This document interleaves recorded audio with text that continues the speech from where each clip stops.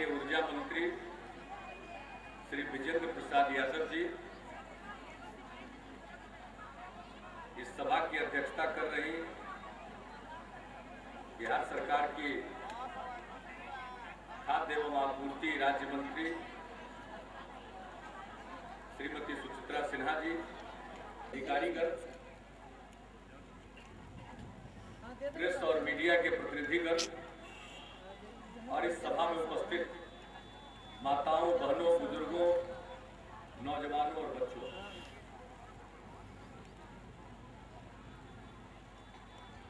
आज यहां से अरवल जिले की अनेक योजनाओं का शिलान्यास और उद्घाटन हुआ। अगर कुल योजनाओं की प्राक्कलित राशि को जोड़ दें तो ये लगभग 200 करोड़ रुपए की योजना। अरवल छोटा जिला है, 2 विधानसभा क्षेत्र है और इसमें 200 करोड़ रुपए की योजना। इसमें मुख्यतः बिजली की स्थिति को सुधारने की योजनाएं हैं, सड़क की योजनाएं हैं, स्कूल और अस्पताल की योजनाएं हैं, खेत में पानी पहुंचाने की योजना है, पीने के पानी का प्रबंध करने वाली योजना है। यानी बिजली, पानी, सड़क, शिक्षा और स्वास्थ्य से संबंधित योजनाएं। अभी कहा गया कि अरवल में बिजली की हालत खराब है, तो उसी की हालत को सुधारने के लिए कई योजनाएं यहां आई। हमारे अरवल के विधायक बोल रहे हैं तो ऐसा मुझको लगा कि मजाक कर रहे हैं। मित्रों, मजाक करने का समय नहीं। जब आपने मेरे हाथ में बिहार की सत्ता सौंपी है तो हमने बिजली की स्थिति का जब अध्ययन किया तो मालूम हुआ कि बिजली बिहार में 1 मेगावाट का भी उत्पादन नहीं होता है बिजली। अब ये हालत में हमको बिहार मिला। ऐसा कोई राज्य नहीं है इस देश का, कोई राज्य नहीं है जहां बिजली का अपना उत्पादन इतना कम, शून्य हो। और ये बिहार की हालत। बाहर से बिजली खरीद करके यहां आपूर्ति की जाती। हम लोगों की सरकार बनी है तो बिजली उत्पादन की योजना भी हम लोग शुरू करने जा रहे हैं और खरीद कर जो बिजली लाते हैं वो ठीक ढंग से वितरित किया जाए, इसके लिए भी योजनाएं बना रहे हैं। और गांव-गांव में बिजली पहुंचाई जाए, इसके लिए भी योजना बना रहे हैं। और उसी को ध्यान में रखकर मुझे तो खुशी है, किसी अन्य को खुशी हो या न हो, लेकिन जहां शून्य था वहां इस जिले में 1 मेगावाट के बिजली का उत्पादन भी तो होगा। ये कोई मामूली बात नहीं है। कहा गया है कि बूंद बूंद से घट भरता। ये बूंद बूंद से घट भरने का प्रयास हमारी सरकार बिहार में कर रही है। और इस नाते अगर 1 मेगावाट बिजली का भी उत्पादन यहां हो रहा तो मेरे लिए बहुत खुशी की बात है, क्योंकि इसी प्रकार से 1 मेगावाट जोड़ करके हम सैकड़ों मेगावाट बिजली का प्रबंध करेंगे।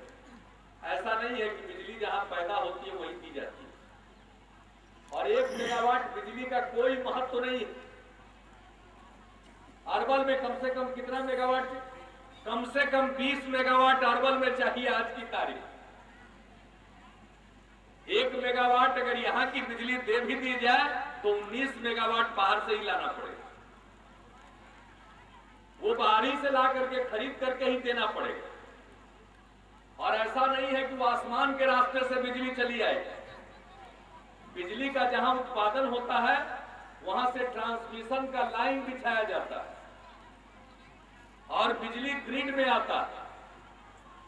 ग्रिड से फिर सब ट्रांसमिशन का लाइन बिछाया जाता है, उससे वो पावर स्टेशन में आता है, पावर सब स्टेशन, और वहां से फिर गांव-गांव के लिए बिजली दौड़ाई जाती है, उससे बिजली का वितरण होता है।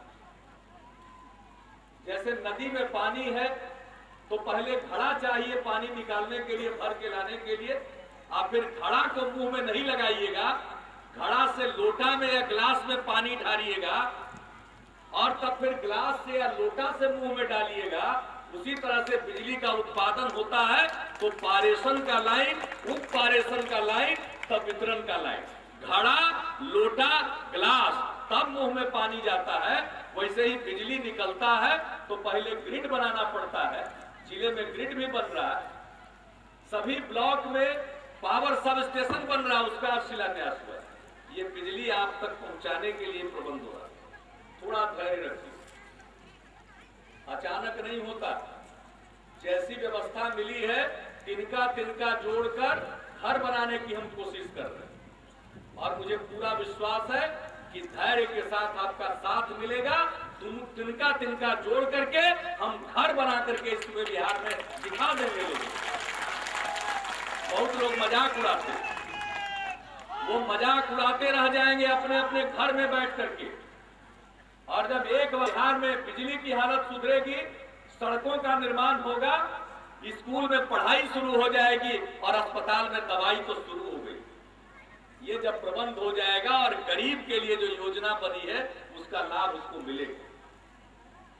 अभी नंदकिशोर जी सड़क के बारे में बता रहे थे, सब सड़क की स्थिति ठीक हो रही है, उसके लिए धन का प्रबंध हम लोग कर रहे हैं।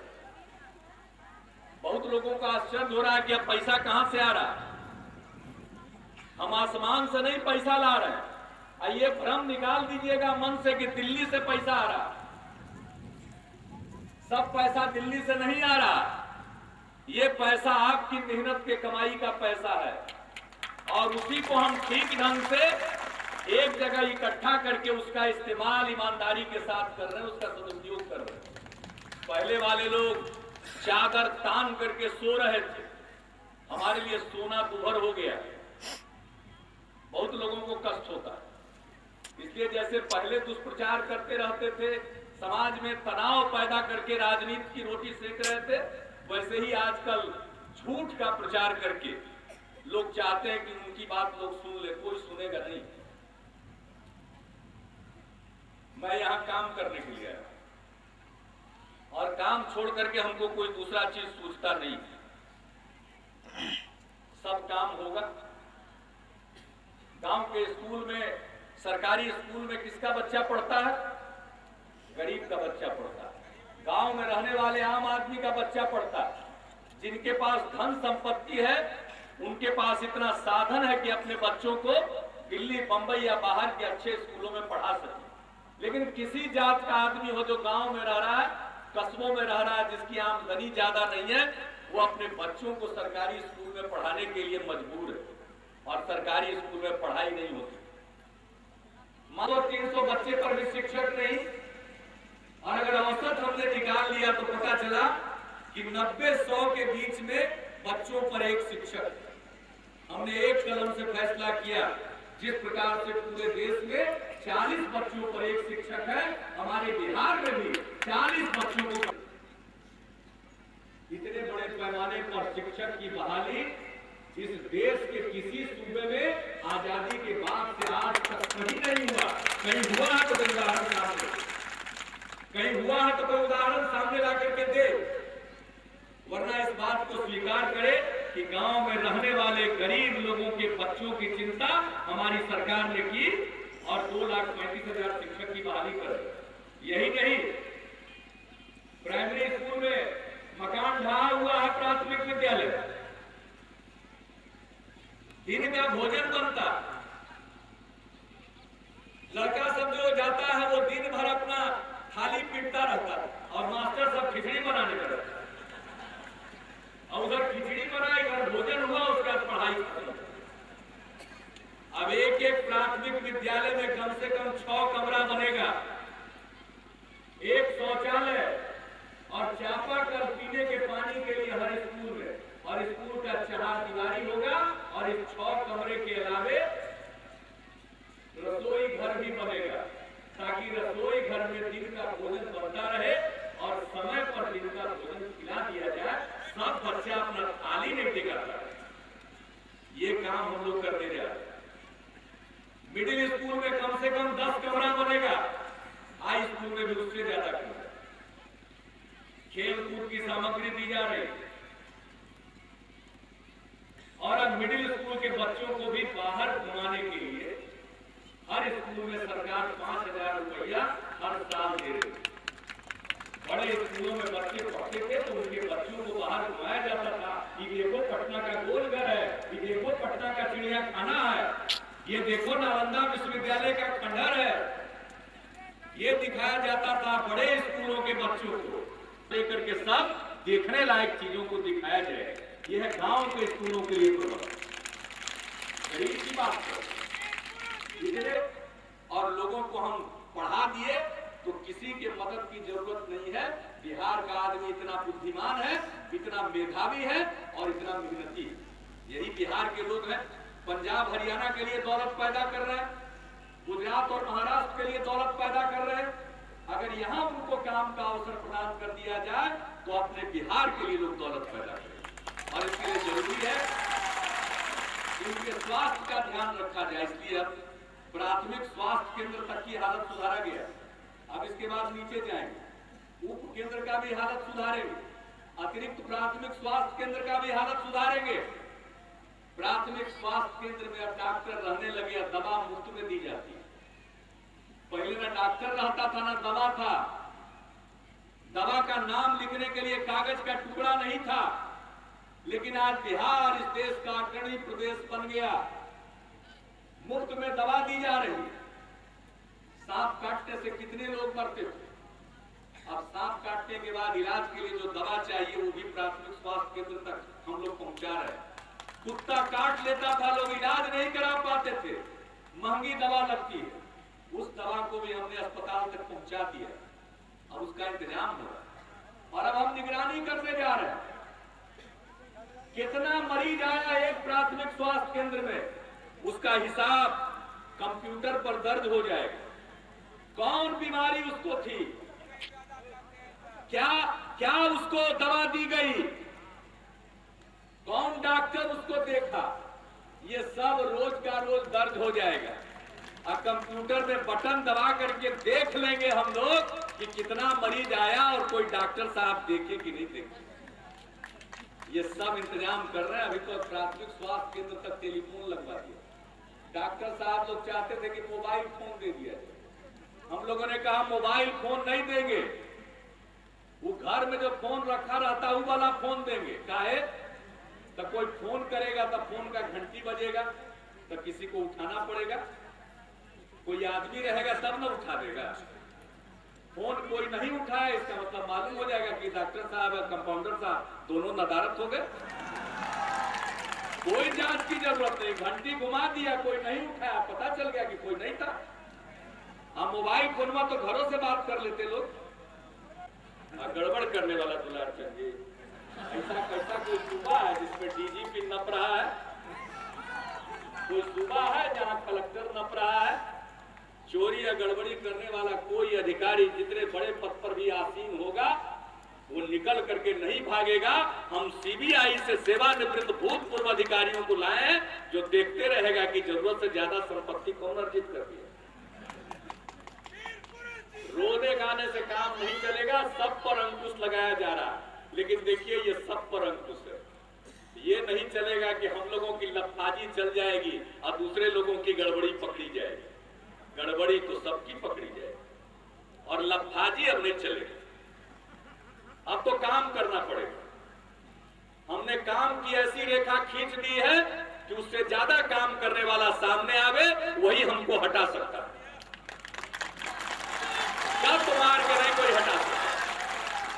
आज हम आए तो सामने से प्ले कार्ड दिखा था, कुछ कह रहा था कि गरीबी में नाम छूट गया, उसका नाम दर्ज करो। भाई साहब माफ कीजिएगा, पांचों सातों आदमी जो खड़ा हुआ था वो पैंट बूसट और सूटर पहने हुए था, वो कोनो गरीब नहीं। अखबार का फोटो खिंचवाने के लिए बीच में खड़ा हुआ, नहीं पहचानते, पहचानते। गरीब के लिए ठेहुना से आप सुधार रहे हैं। अरे हम तो चाहते हैं कि और गरीब का नाम इसमें शामिल हो जाए। हम तो दिल्ली से लड़ रहे हैं, दिल्ली से हम लड़ रहे हैं। बिहार में 1 करोड़ परिवार है मेरी समझ से जो गरीबी रेखा के नीचे आने लायक है। कहा कि जितना गरीबी की रेखा के नीचे रहने वाला आदमी है उसको राशन के दुकान पर जो सस्ते दर पर अनाज मिलता है उसको मुहैया कराने के लिए हम कूपन देंगे, राशन कूपन देंगे। अब राशन कूपन देंगे उनको, हम वो राशन कूपन लेकर के जाएंगे डीलर साहब के यहाँ, अपना अनाज लेंगे निर्धारित दर पर, कूपन जमा कर देंगे। डीलर साहब के पास जितना कूपन इकट्ठा हो जाएगा उसी के हिसाब से अगला बार उनको अनाज मिलेगा। अब पहले तो राशन कार्ड उन्हीं के पास रखा, जितना अनाज आया वो उठ के चल गया ब्लैक मार्केट। अब तो कूपन के आधार पर अनाज का आवंटन होगा, अब कूपन रहेगा गरीब आदमी के हाथ में, तो डीलर साहब के पास कूपनवा आवेगा तब ना अनाज उठाएगा। न रहे बांस न बजे बांसुरी, कूपन रहेगा गरीब के हाथ में। ये जब हम तैयार कर दिए तो इसके पहले कोई चिंता नहीं करता था, सब सोच रहा कि मेरा नाम इसमें जुट जाए। तो हम क्या करें भैया, हम तो चाहते हैं जोड़ दें, लेकिन दिल्ली की सरकार है वो कह दिया कि बिहार में 65 लाख परिवार गरीब है। वो कह दिया 65 लाख परिवार गरीब है, तो घर घर जो सर्वेक्षण हुआ था उसमें अंक पड़ा है, नंबर मिला, तो 13 नंबर पर आके गाड़ी अटक गई है। हम मानते हैं कि 13 नंबर और 16 नंबर में ज्यादा का फर्क है नहीं, तो 16 नंबर वाले तक को कम से कम शामिल करना चाहिए। पक्का हिसाब भारत सरकार कह रही है कि 65 लाख ही गरीब परिवार, उतने भर का अनाज हम देंगे। हम तो लड़ रहे हैं, हम तो प्रधानमंत्री जी से मिले, हमने कहा भाई हमारे यहाँ 1 करोड़ गरीब परिवार है और हम गरीब परिवार के लोगों को कूपन दे रहे हैं, इसलिए 1 करोड़ परिवार को मान करके हमको खाद्यान्न का आवंटन किया जाए। ये तो प्रधानमंत्री जी के यहाँ पे, ये तो हम सवाल उठा रहे हैं। यहाँ क्यों प्ले कार्ड लेकर के दिखा रहे हैं? अगर प्ले कार्ड लेके तख्ती लेके खड़ा होना है तो भारत सरकार का मंत्री जहां कहीं भी आवे उसके सामने खड़ा हो जाइए और कहिए 16 अंक तक के लिए 1 करोड़ परिवार के लिए खाद्यान्न का आवंटन करो, 1 लाइन का कार्ड लेके खड़ा हो जाइए। नहीं भी खड़ा होइएगा तो हम कर रहे हैं, लड़ रहे हैं, आप भिड़े हुए हैं। हम कहा घर घर सर्वेक्षण करा दिया गया, अब घर घर सर्वेक्षण के बाद कोई दूसरी बात नहीं चलेगी। हम तो दिल्ली वालों को कह रहे हैं, वो तो नमूना सर्वेक्षण के आधार पर ही आंकड़ा दे देते, इसलिए गरीब का नाम छूट गया। हाँ, 13 अंक तक वाले का नाम है, इसमें भी कुछ शिकायत है, कुछ गड़बड़ी होगी, आप फिर उसी वीडियो से नहीं जांच कराएंगे, उसके लिए अलग संस्था को चयन किया जा रहा, उससे जांच करवाएंगे। इसलिए गलत कोई छूट गया है तो कटेगा, और जो छूट गया है 13 तक वाला वो छूटेगा, लेकिन इससे समस्या का हल नहीं होगा। जब तक कम से कम 16 तक नहीं छूटेगा तब तक बिहार में गरीब लोगों का कल्याण नहीं होगा। हम ये चाहते हैं, दिल्ली से हम भिड़े हुए हैं, वो अनाज दे, हम तो कूपन बांट रहे हैं, इसी तरह से कि राशन का कूपन बटेगा, आना छोड़ दीजिए। एक नेता थे जो 15 साल तक बोलते बोलते बोलते कुछ किए नहीं, उस तरह की बात मत करिए। गरीबियों के मामले में और गरीब की समस्या के मामले में हम खुद संवेदनशील हैं, और हमने अपने लिए तय कर लिया है, जब तक इस बिहार में रहने वाले गरीब आदमी के जीवन स्तर में सुधार नहीं हुआ तब तक हम अपने आप को सफल नहीं मानेंगे। चाहे जितना सड़क बन जाए, जितनी बिजली दौड़ जाए, लेकिन जब तक गरीब आदमी का जीवन नहीं सुधरेगा हम अपने को सफल नहीं मानेंगे। इसलिए हम इस काम में लगे हुए हैं। बिजली, पानी, सड़क, स्कूल, अस्पताल सब चाहिए, लेकिन गरीब के लिए जो योजना है उसको मिलनी चाहिए। ये गरीब के लिए की योजना है इंदिरा आवास। क्या होता रहा इंदिरा आवास? इंदिरा आवास में क्या होता रहा? 5,000 रुपया कमीशन ले लेता था कि नहीं ले लेता? अब वो कमीशनबाजी बंद हो, इसके लिए हमने क्या किया, गरीबी रेखा के सूची में जो ज्यादा गरीब है उसका चयन करके उसके नाम का बैंक में खाता खुलवा दिया जाए, और उसके खाता में 24,000 रुपया पहला किस्त डाल दिया जाएगा। गरीब आदमी मकान बनाएगा, अपना बैंक खाता से पैसा निकालेगा और मकान बनाएगा।